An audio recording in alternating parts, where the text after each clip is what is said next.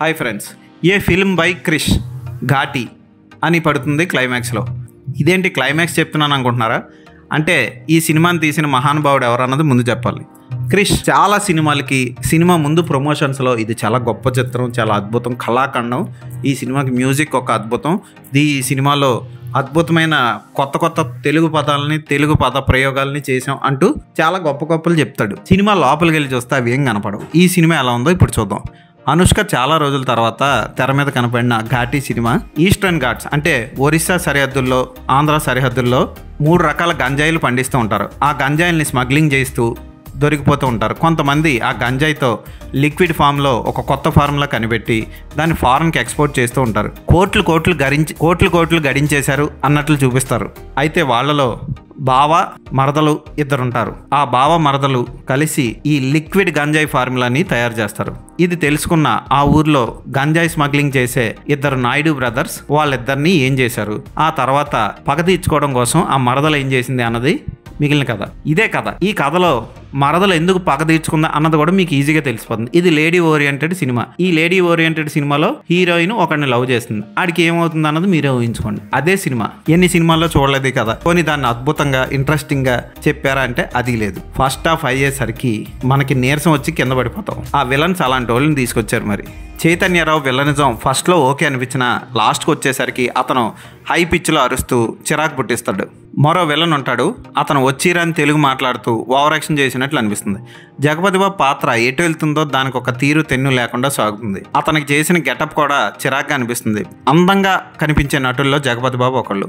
అతను ఇంకా అందంగా తెర మీద ప్రెజెంట్ చేయాల్సింది పోయి ఏజ్డ్గా గ్లామర్ లేకుండా ఉన్నట్లు ప్రెజెంట్ చేశారు. అది చాలా తప్పు. కానీ అతను బాడీ గానీ ఫిజిక్ గానీ సూపర్గా ఉన్నాడు, చాలా బాగున్నాడు కూడా జగపతి బాబు. ఈ మధ్య సినిమాల్లో ఆయన పోషించిన మంచి పాత్రలో ఇదొకటి. కానీ దాన్ని సరిగ్గా డిజైన్ చేయలేకపోయారు. ఇక రాజు సింధూరంకి సెకండ్ హాఫ్లో మంచి పాత్రే దక్కింది. ఆ పాత్ర సినిమా అంతా సాగడం విశేషం. విక్రమ్ ప్రభు పాత్ర ఫస్ట్ హాఫ్కే పరిమితం.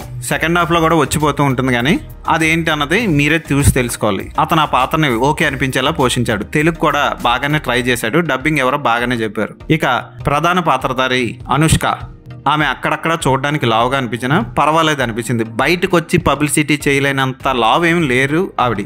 బాగానే ఉన్నారు చూడడానికి. యాక్టింగ్ విషయంలో ఏ మాత్రం డెవలప్మెంట్ లేదు. ఫస్ట్ అరుంధతి సినిమాలో ఎలా యాక్ట్ చేసిందో అంతే ఎక్స్ప్రెషన్స్, అవే ఫీలింగ్స్. కాకపోతే ఫీలింగ్స్ని కంటిన్యూటీ చేయడంలో ఆవిడ మళ్ళీ ఫెయిల్ అయిందని చెప్పొచ్చు. ఒకసారి ఒకరిని పొడిచి కోపంగా చూసి తర్వాత చిరాగ్గా పరిగెడుతున్నట్లు పరిగెడుతూ ఉంటుంది యాక్షన్ సన్నివేశాల్లో. యాక్షన్ సన్నివేశాలు కొంచెం పర్వాలేదు అనిపిస్తాయి సెకండ్ హాఫ్లో. కానీ క్లైమాక్స్కి వచ్చేసరికి అప్పటికే బాగా సాగదీయడం వల్ల బోర్ కొడుతుంది జనాలకి. ఫోటోగ్రఫీ మనోజ్ ఓకే అనిపించేలా ఇచ్చాడు. మ్యూజిక్ ఎవరిచ్చారు కానీ మహానుభావుడు. అరుపులు కేకలు తప్ప ఒక్క పాట కూడా ఆకట్టుకోదు. ఆ పాటల్లో దస్సోరా అవేంటో నాకు అర్థం కాలేదు.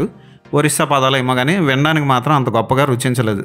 ఇక స్క్రీన్ ప్లే అయితే ఫస్ట్ హాఫ్ నుంచి క్లైమాక్స్ వరకు అక్కడ ఏం జరుగుతుందో మనం ముందే ఊహించవచ్చు. అదే మనం ఊహించిందే కనబడతా ఉంటుంది తెర మీద. ఇక్కడే దర్శకుడు క్రిష్ ఫెయిల్ అయ్యాడు. పోనీ సీన్స్ అయినా అద్భుతంగా డిజైన్ చేశాడంటే అద్భుతంగా డిజైన్ చేయలేకపోయాడు. ఉదాహరణకి కొండలు దాటించడానికి రాజు సుందరం అనుష్కని పడుకోబెట్టి కొండ మీద వెళ్ళే ట్రాలీ లాంటి దానిలో తీసుకెళ్తాడు. అక్కడ మంచి యాక్షన్ ఎపిసోడ్ క్రియేట్ చేయొచ్చు, కానీ అక్కడ క్రియేట్ చేయడంలో దర్శకుడు ఫెయిల్ అయ్యాడు.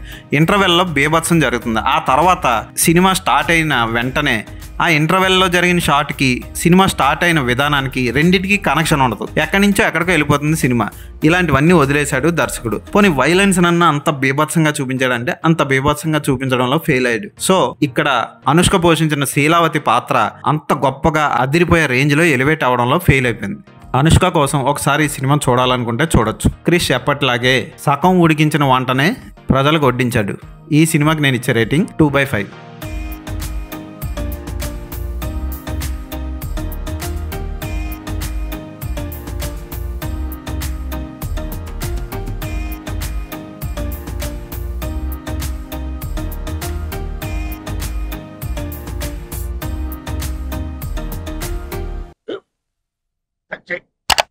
స్కూల్ బెంచ్ లాగా ఎంత గట్టిగా ఉందోరా?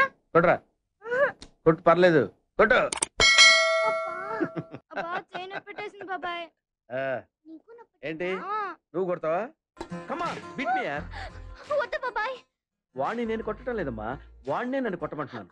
నువ్వేం కంగారు పడక్కర్లేదు. అడుగుతావేంటి?